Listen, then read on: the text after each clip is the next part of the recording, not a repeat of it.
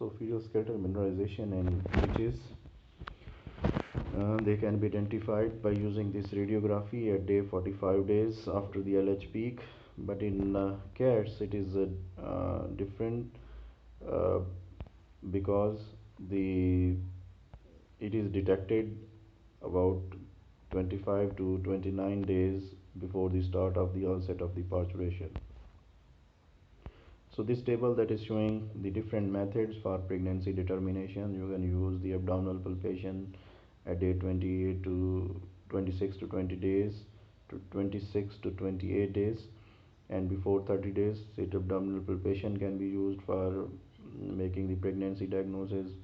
Similarly, trans abdominal ultrasonography, that is a very effective tool that is used for canine and felines for detecting the pregnancy. So they start from 90 20 days uh, of the LH peak, and at this day you can detect the embryonic vesicle, and on 23 to 25 days of LH peak, the embryo and cardiac motion can be detected. In on 31 to 32 day of LH peak, the fetal movement and the fetal heart rate can be identified. So in felines, the gravid uterine can be get enlarged at day 4 to 14 of postcoitus, and gestational sac can be identified at 11 to 14 days, and the fetal pole can be identified by using the transabdominal ultrasonography.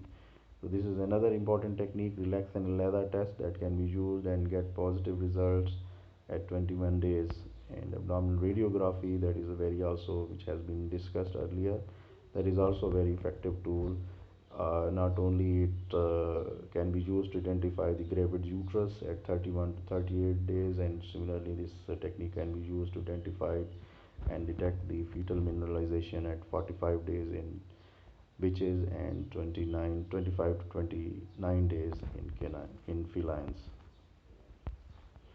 So coming to discuss the surgical anatomy before the start of the different surgical technique. So the female reproductive tract, it consists of different components like the ovaries, oviduct, uterus, vagina, vulva, and mammary glands.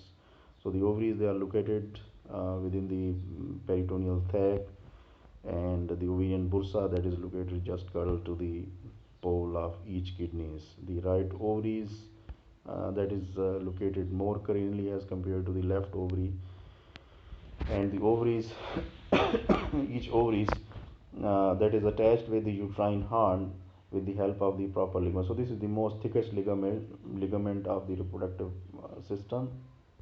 Similarly, each ovary that is also having also another very important ligament that is called the suspensory ligament, and that ligament that is used for making the suspension of the ovaries in the abdominal cavity.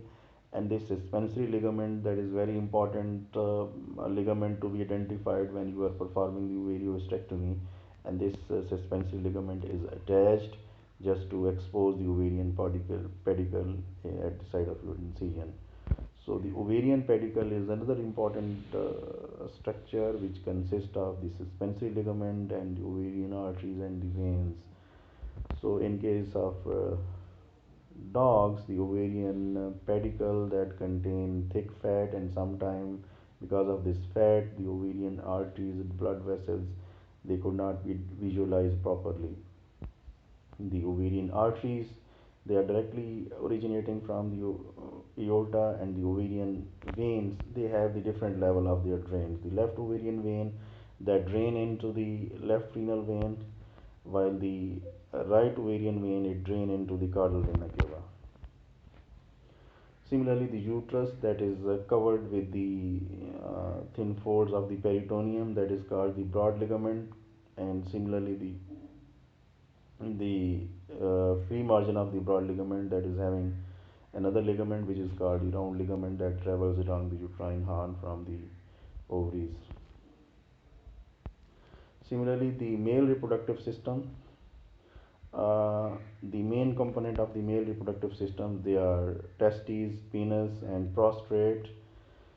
uh, if you the prostate, that they are located at the neck of the bladder, and in their position of the prostate, it